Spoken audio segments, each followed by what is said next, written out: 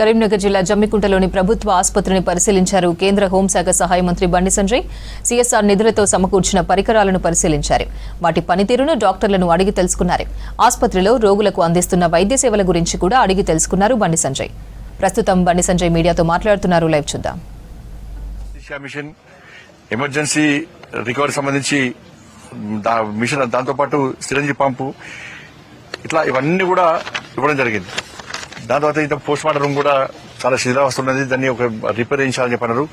దాన్ని కూడా ఇప్పుడే ఒక 15 to 1 month లోపల దాన్ని కూడా పూర్తిగా రిపేర్ చేయిస్తాం. ఫ్రీజర్ కూడా ఇస్తాం మనం. ఫ్రీజర్ లేదు ఇక్కడ, చాలా ఇబ్బంది వస్తుంటే ఫ్రీజర్ కూడా మనమే ఇస్తాం. ఫ్రీజర్ కూడా ఇక్కడ ఎక్స్రే మిషన్ లేదని చెప్పన్నారు. ఈ రోజు చెప్పారు ఎక్స్రే మిషన్ తో పాటు ఇంకా 3-4 ఎక్విప్మెంట్స్ ఇస్తే ఫుల్ ఫ్లెడ్జ్ హాస్పిటల్ అయిపోతుంది సార్ అంటే అది కూడా వెంటనే నా ఎంపీ నిధుల నుంచి ఇస్తా అని చెప్పడం జరిగింది. పూర్తి ఎక్విప్మెంట్స్ వల్ల ఈ ప్రభుత్వ ఆసుపత్రిలో ఇక్కడ ఉన్నాయి. హాస్పిటల్ యొక్క డాక్టర్లకు సూపరింటెండెంట్ గారు కూడా చెప్పాను, మీరు అడిగిన నచ్చిన ఇండోలు లేవు, ఇబ్బంది పడ్డారు, బయట హన్మకొండకు కరీంనగర్కు పోవాల్సిన పరిస్థితి వచ్చింది. ఇలా మీరు అడిగిన అన్ని ఇచ్చిన కాబట్టి మీరు వెంటనే ఇప్పటి నుంచి సేవ చేసే ప్రయత్నం చేయండి. ఈ జమ్మికుంట నుంచి ఇంకోసారి కరీంనగర్ హాస్పిటల్కు ఇంకో హాస్పిటల్కు ఎవరైనా రెఫర్ చేసే పరిస్థితి రావద్దు.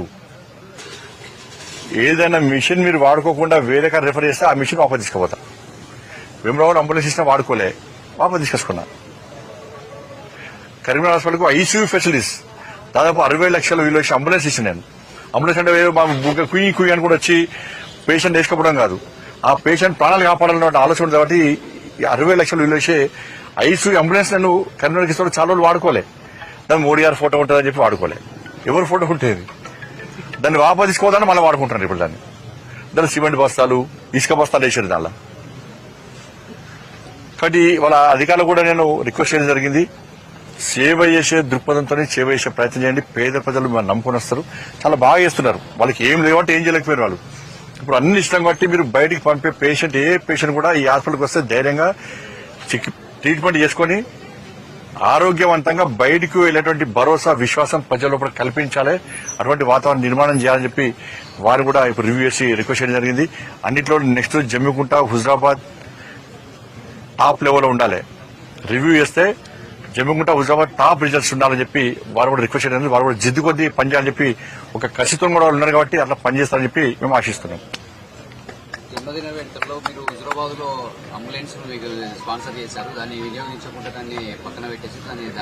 నేను ఇప్పుడు అంబులెన్స్ మనం చూస్తాం, లేకపోతే తీసుకోపోతా.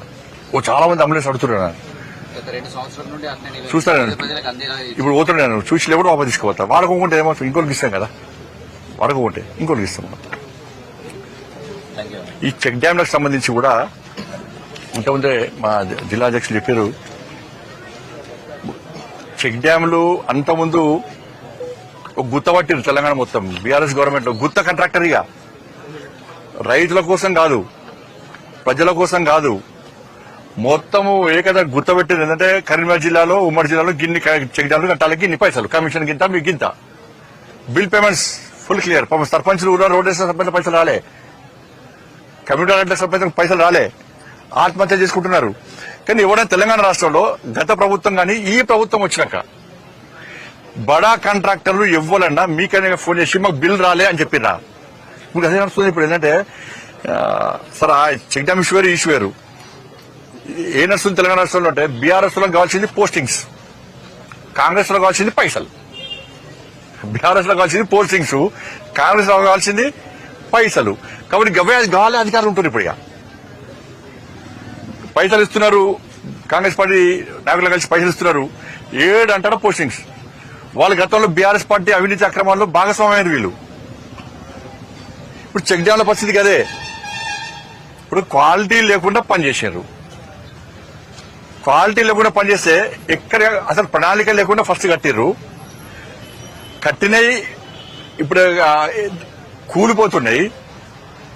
కూలిపోయిన వాడికి బిల్స్ కూడా ఇచ్చేసారు. ఇప్పుడు ఎవరికి యాక్షన్ తీసుకుంటారు? చర్య ఎవరు తీసుకోవాలి? మళ్ళీ ఆ కాంట్రాక్టర్ పోతాడు, మళ్ళా ఆ కాంట్రాక్టర్కి మళ్ళీ మనకు పనులు వస్తాయి. ఇప్పుడు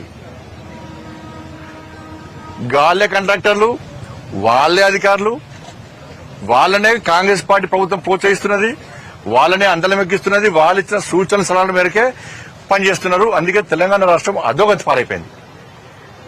చెక్ డ్యాంలు ఎక్కడికక్కడ కూలిపోయినాయి. క్వాలిటీ లేకుండా పనిచేసారు. ప్రజలు మొత్తుకుంటున్నారు. దాదాపు సంవత్సరం నుంచి గత సంవత్సరం కూడా ఆరోపణలు వస్తున్నాయి.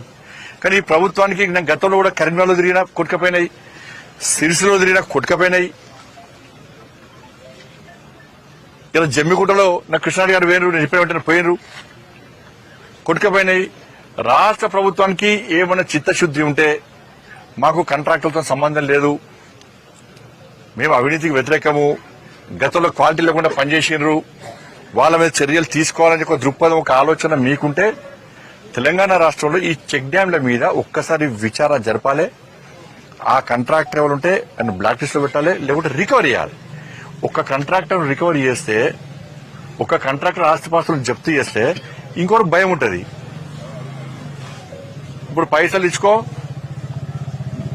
ఏదో సామెత ఉంది కదా, కాంట్రాక్ట్ తెచ్చుకో, ఇచ్చుకో పుచ్చుకో, అంతే. ఈ సిస్టమ్ వస్తుంది వాళ్ళ.